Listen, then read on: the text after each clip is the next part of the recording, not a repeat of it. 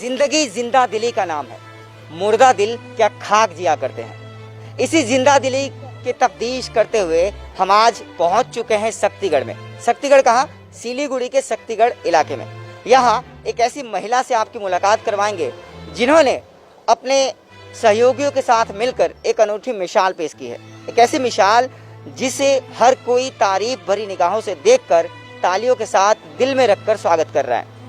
सिलीगुड़ी से लेकर कलकत्ता तक अचानक से एक खबर हवा में उड़ते उड़ते चारों तरफ फैल गई कि एक ऐसी महिला है, एक ऐसी कर्मठ महिला है जो अपने सारे कार्यों करने के साथ ही साथ अपने दिनचर्या को दूसरों के प्रति समर्पित करते जा रही है।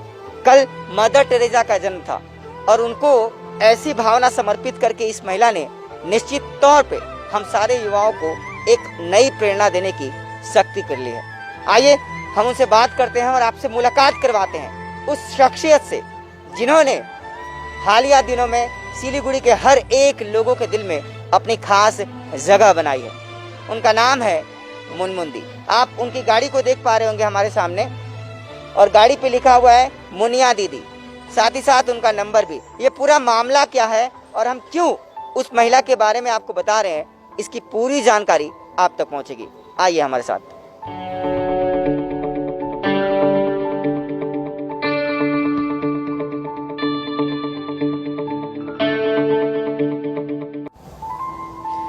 मुनिया दी यानी मुनमुन दी हमारे सामने उपस्थित है और उनसे ही बातें करते हैं और जानते हैं कि किस तरीके से उनके बारे में जो बातें हमने आपको बताई वो कहाँ तक सच है और आगे इनका कारवां कहाँ पहुँचने वाला है। दीदी सबसे पहले तो स्वागत है आपका। हम लोगों की भी पूरा माने सिलीगुड़ी यूनिक फाउंडेशन टीम के तरफ से खबर समय को बहुत बहुत शुक्रिया, बहुत बहुत नमस्ते। जी बहुत बहुत धन्यवाद। दीदी ये बताइए कि हमने सुना है आपका एक फाउंडेशन है, आप लोगों की पूरी टीम है, यूनिक फाउंडेशन टीम के नाम से जानी जाती है, और आप लगातार ये टोटो एम्बुलेंस के फ्री सेवाएं लोगों को दे रहे हैं और ख़ास तौर पे उन लोगों को जो कोविड से संक्रमित हैं। तो हम ये जानना चाहते हैं कि ये टोटो आपने कब से चलाना शुरू किया? आपकी दरअसल आपकी स्टोरी में आपको जानने के लिए लोग बहुत उत्सुक हैं, खास तौर पे वो महिलाएं, वो लड़कियां जो आपसे प्रेरित हो रही हैं, आपकी पूरी टीम से प्रेरित हो रही है, वो आपको जानने के लिए उत्सुक है। अपने बारे में बताइए कि ये टोटो आपसे कब स्टार्ट किया चलाना? टोटो में 6.5 साल हो गया मैं टोटो चला रही हूँ। और टोटो का लिए एक मकसद भी है मेरा, जो औरत लोग को अपना पाए में खड़ा होना चाहिए सबको, इसीलिए मैं मेरा ये टोटो चलाना है। टोटो चला रही हूँ इतने दिन से, आस्ते आस्ते आस्ते करके अभी बहुत औरत टोटो चला रहा है। मेरा मकसद ही था औरत पीछे नहीं है, बराबर है औरत और पुरुष लोग, एक साथ हम लोग काम कर सकते हैं। तो सुना आपने, ये कह रही है दीदी कि मेरा मकसद था उन महिलाओं में, घरेलू महिलाओं में आत्मबल पैदा करना, और इन्हें खुशी इस बात की है कि इन्होंने भले ही टोटो चालक के रूप में शुरुआत की थी सिलीगुड़ी में महिला के तौर पे, पर इनकी देखा देखी में बहुत सारी महिलाओं ने आज इस टोटो को अपना रोजगार का साधन बना लिया। बहरहाल हम आते हैं असली मुद्दे पे। मुद्दा ये है दीदी, आप लोगों को हम लोग देख रहे हैं इस पीले जर्सी में, ये क्या है थोड़ा बताइए। ये हम लोगों को यूनिक फाउंडेशन टीम है। हम लोग जो काम करते हैं, हम लोग सब ऐसी यही तरह का काम कर रही हूँ। हम लोग जब से लॉकडाउन हुआ है तब से हम लोग यही काम कर रही हूँ, और बहुत और भी है हम लोगों को मेंबर्स, बहुत एक्टिव है हम लोग पूरा सब मेंबर्स। हम बात करेंगे आपके मेंबर से भी, लेकिन फिलहाल आपसे कुछ और बातें जानना चाहते हैं। हमें ये बताइए कि आपने पहला कोविड का पेशेंट कब अपनी गाड़ी पे बैठाया था, और उसके बाद क्या आपको डर नहीं लगा? लोगों ने आपसे कुछ कहा, फिर आपको ये जज्बा कहाँ से मिला आगे बढ़ने का? पहले जब फर्स्ट लॉकडाउन हुआ, जब बहुत माने डर से मार के सब लोग घर से बाहर नहीं निकलता था, तब हमको सोचा, एक पेपर देख रही हूँ, टीवी में आ रहे हैं एम्बुलेंस के भाड़ा बहुत ले रहा है, 8,000 9,000 ले रहा है। फिर भी पीपी की जो ड्राइवर गिनते हैं, एम्बुलेंस ड्राइवर, उसका भी अमाउंट ले लेते हैं उसमें। तो हम लोग को यूनिक फाउंडेशन को जो टीम का फाउंडर है शक्तिपाल, उसने हमको एक प्रस्ताव दिया, जो मुनिया दी तुम ये काम कर सकोगी तुम्हारा गाड़ी में? तो हमने कौन सा काम? पहले कोविड पेशेंट को जो लेके आता है तुम कर सकोगे? हम कहा हाँ ज़रूर, क्यों नहीं करेंगे, बहुत अच्छा बात है। तो हमको फाउंडर भी बोला जे आपको डर नहीं लगेगा, आपका बाड़ी में पारा में कुछ नहीं बोलेगा, वो बोलेगा तो हम देख लेंगे। थोड़ा थोड़ा काम पे अच्छा काम करने के लिए बहुत दिक्कत आती है, वो मैंने समझा, वो हम जानते हैं, क्योंकि जब पहला पहला गाड़ी चला रहा था हमने बहुत दिक्कत आई थी, तो इसीलिए हमको फाउंडर को बोला हम करेंगे। तब फाउंडर वो मोबाइल पे SMS कर दिया, जो मैसेज कर दिया, जो हमारे फ्री सर्विस एम्बुलेंस है, वो एम्बुलेंस एक लेडी चला रहा है, आप लोगों को कोई ज़रूरत होगा तो ये नंबर में आप फ़ोन करिएगा। तो सुना आपने, कितनी गहरी बात है और कितनी ज़रूरी बात है। जब आप किसी इंसान को, गौर कीजिएगा इनकी बातों पर, इनकी बात से एक बात एकदम स्पष्ट है कि इन्होंने दूसरों को हेल्प करके उनको ऊपर उठाया, कोविड पेशेंट का हेल्प किया, लोगों की हेल्प की, और भी बहुत सारी बातें जो हमने सुना है। दीदी, हमने ये भी सुना है कि इस लॉकडाउन के दौरान खासतौर पे हम आपसे भी बात करना चाहेंगे। पहले आपका नाम जानते हैं सर? मैं यूनिक फाउंडेशन का सेक्रेटरी अरूप दासगुप्ता। अरूप जी, हमको ये बताइए कि हमने ये भी सुना है कि आपकी जो फाउंडेशन है, यूनिक फाउंडेशन, इस लॉकडाउन के दरमियान जो लोग होम आइसोलेशन में रह रहे हैं उनके लिए आप लोग सब्जियां वगैरह भी मुहैया करवाते हैं, इसके बारे में थोड़ा बताइए। जो लोग क्वारंटीन सेंटर में हैं उसके लिए तो वो तो बाहर नहीं निकल पाते हैं, इसलिए हमारा टीम में फ़ोन आता है, उसको हम जो खाद्य सामग्री, जो मेडिसिन वगैरह जो है उसको हम देते हैं, यही काम करते हैं हम लोग। और भी कुछ लोग भी ये भी फ़ोन करता है, उसका पेशेंट कुछ नर्सिंग होम, चैंग नर्सिंग होम में एडमिट है, दिशान में एडमिट है, उसको सामान भी हम लोग पहुँच देता है, ये फ्री एम्बुलेंस के। तो ये फ्री एम्बुलेंस दरअसल यूनिक फाउंडेशन की तरफ से है, और ये मुनमुन दी है जो लगातार अपनी सेवाएं इस टोटो चालक के रूप में दे रही है, साथ ही साथ और कार्यों में भी आगे बढ़ चढ़ कर हिस्सा ले रही है। दीदी, हमने सुना है कि आज भी आप एक पेशेंट के कुछ सामानों को ले जा रही है, क्या है मामला, बताइए। वो हैदरपुर में रहता है, उसका कोई पेशेंट है चंग में, तो उसका कोई सामान हमको फ़ोन आया, हम लोगों को यूनिक फाउंडेशन में फ़ोन आया, तो यूनिक फाउंडेशन हमको बोला कुछ सामान है, जल वगैरह वगैरह, तो उसको पहुंचाना है चंग में। तो हम अभी जाएंगे हैदरपुरा, उधर उसका घर में जाएंगे, वो सामान लेंगे, लेके हम चंग में जाएंगे। पैसे भी लेंगी उससे? नहीं, तो पैसे नहीं लेंगी। दरअसल वही बात है कि किसी को उठाना, आपने गौर किया होगा कि अगर कोई इंसान किसी को झुकाना चाहता है, मान लीजिए मेरे साथ कोई इंसान मेरे बराबरी में खड़ा है, उसको मैं दबाऊंगा तो वो नीचे चला जाएगा, पर साथ ही साथ एक और अहम बात होगी कि उसको दबाते दबाते मुझे भी झुकना पड़ेगा, लेकिन जब मैं उसको उठाऊंगा तो वो इंसान उठेगा और मैं भी सीधा खड़ा हो जाऊंगा। यानी दूसरे की मदद करके अगर उसको आगे बढ़ाया जाए तो अपने आप हमारा भी रास्ता खुलते जाता है। और इस बात को सही मायनों में अगर किसी ने सच करके दिखाया है, साबित किया है, तो वो है यूनिक फाउंडेशन की टीम और ये मुनमुन दीदी, जो लगातार महिलाओं में एक नई प्रेरणा की आलक या यूँ कह ले ज्योति जगाते फिर रही है। दीदी, हमें ये बताइए कि अभी तक कितने पेशेंट को आपकी इस फाउंडेशन ने, कोविड पेशेंट को अस्पतालों तक पहुँचाया है?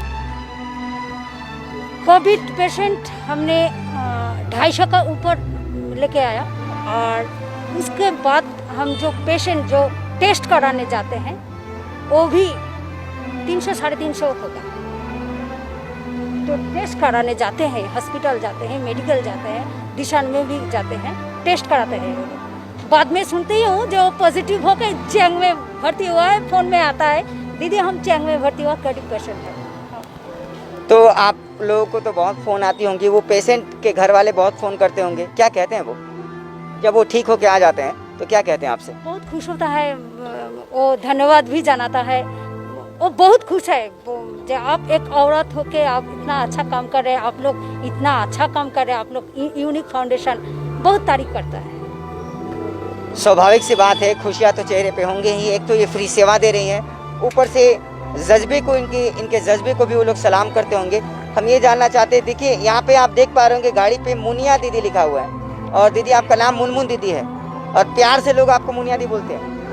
अच्छा, हम आपको ये भी बता दें कि दीदी दरअसल मेनली बहुत बारी ऐसा होता है कि औरतों की उम्र कोई पूछता नहीं है, पर इनका उम्र का पड़ाव 50 के पार है।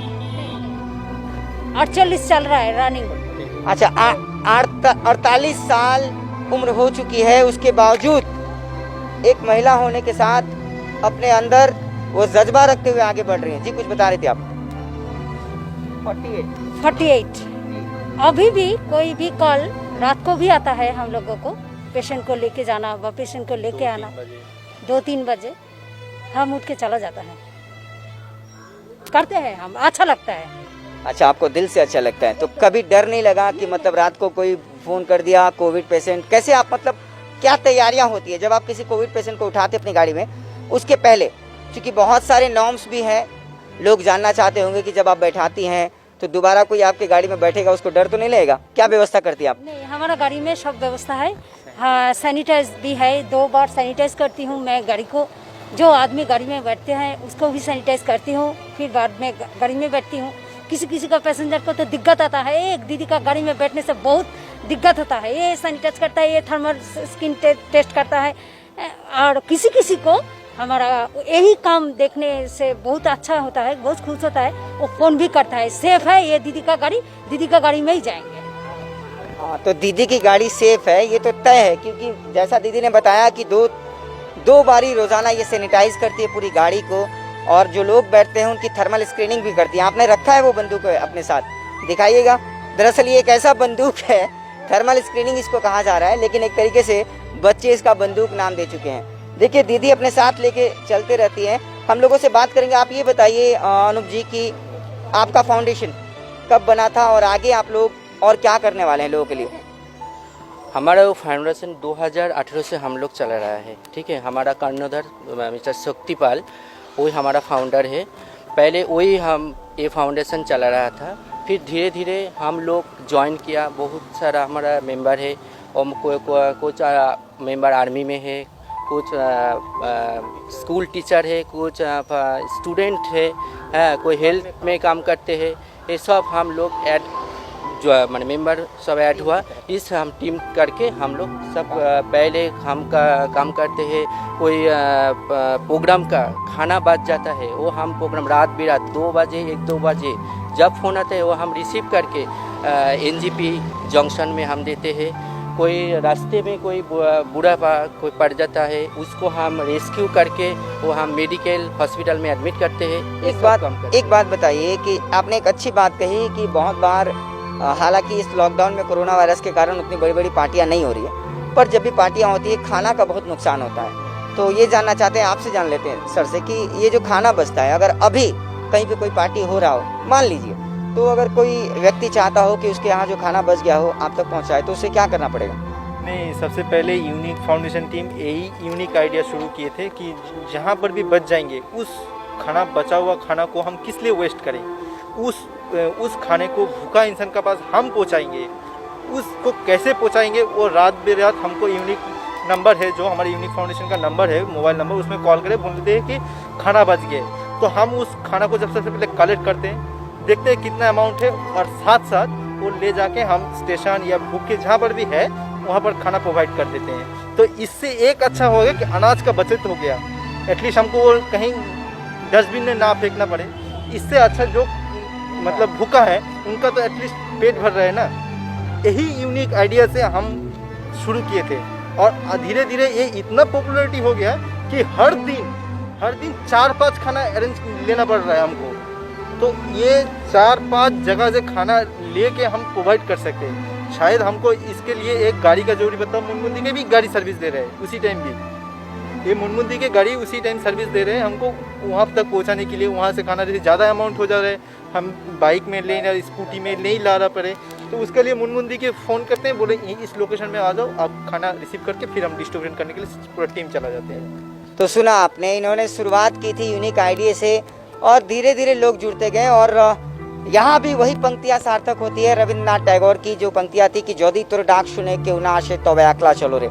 अकेला इन लोगों ने सफ़र तो शुरू किया था, पर कारवा बनते गया, और आज इनकी टीम एक अच्छी खासी तादाद वाली टीम है और लोगों की सेवा में दिन रात तत्पर है। तो मैं बता रहा था आपको, मुनमुन दीदी के हाथ में भी एक बंदूक रहता है। दीदी बच्चे देखते तो डरते हैं इससे? बच्चे कोई बूढ़ा आदमी होता है वो भी डरता है जब गाड़ी में बैठे हैं, रुकिए चाचा आपका वो देख, ए क्या कर रहा है आप क्या कर रहे हैं, वो बहुत हंसता है, हम भी हंसते, ऐसा होता है, लेकिन करना तो पड़ता ही है। समझती हूँ मैं भी, उसको भी समझाना पड़ता है, ये क्या है, क्यों कर रही हो, अपना सेफ्टी है, मेरा भी सेफ्टी है। बिल्कुल, तो ये थर्मल स्क्रीनिंग भी साथ में लेकर के मशीन दीदी चलती है अपने साथ और बाकायदे सारे सुरक्षित उपकरणों के साथ। हमने सुना है दीदी आप पीपीटी जो किट है उसको पहन के ले जाती है पेशेंट को, तो कितनी तकलीफ होती है? हम जब टेस्ट करने कोई कॉल आता है, टेस्ट करने जाते हैं, तब भी हम पीपी किट पहनते हैं, क्योंकि हम तो नहीं जानते वो कोविड पॉजिटिव है या नेगेटिव है।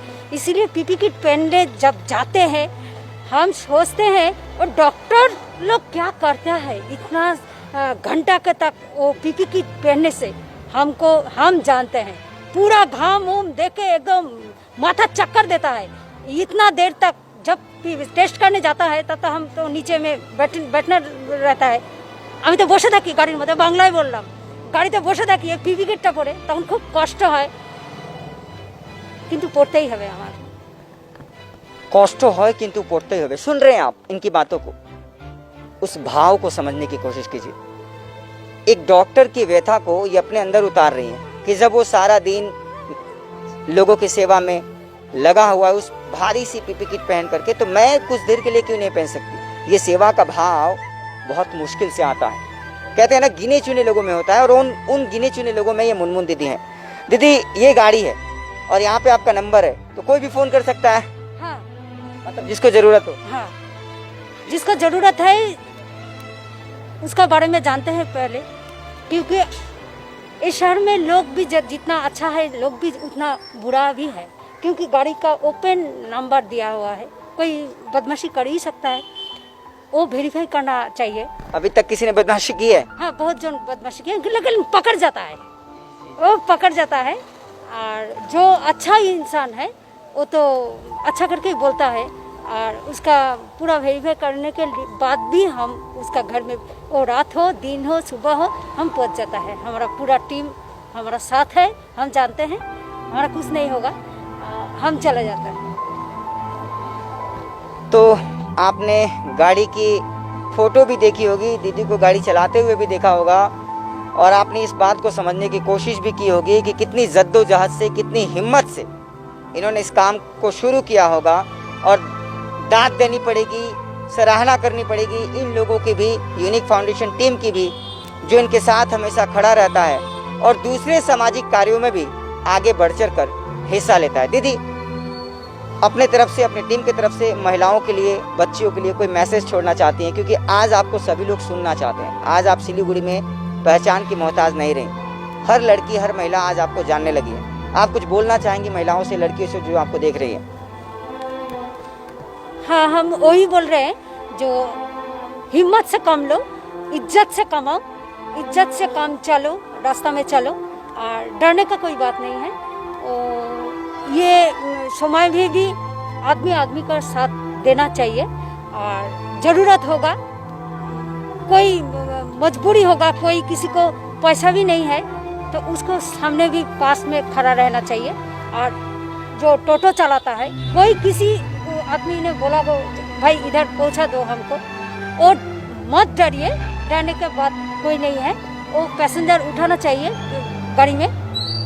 पैसा ही सब कुछ नहीं है, कुछ समझ के लिए भी करना चाहिए, ये मैसेज हम सबको देना चाहिए। बहुत बहुत धन्यवाद आप सभी का हमसे बात करने के लिए। तो पैसा ही सब कुछ नहीं है, ज़रूरत थोड़ी सी सेवा भाव की भी रहनी चाहिए। तो ये थी पूरी कहानी मुनमुन दीदी की, कैसे उन्होंने इस टोटो की शुरुआत की और कैसे आज यूनिक फाउंडेशन टीम के तहत वो सामाजिक कार्यों में बढ़ चढ़ कर हिस्सा ले रही है। लगातार ऐसे ही खबरों के साथ और ताज़ा अपडेट्स आप तक पहुंचाने के साथ ही साथ हम बने रहेंगे। फिलहाल शक्तिगढ़ से मुनमुन दीदी के साथ मैं शेषनाथ चौधरी, कैमरा पर्सन संजय के साथ खबर समय लाइव। धन्यवाद।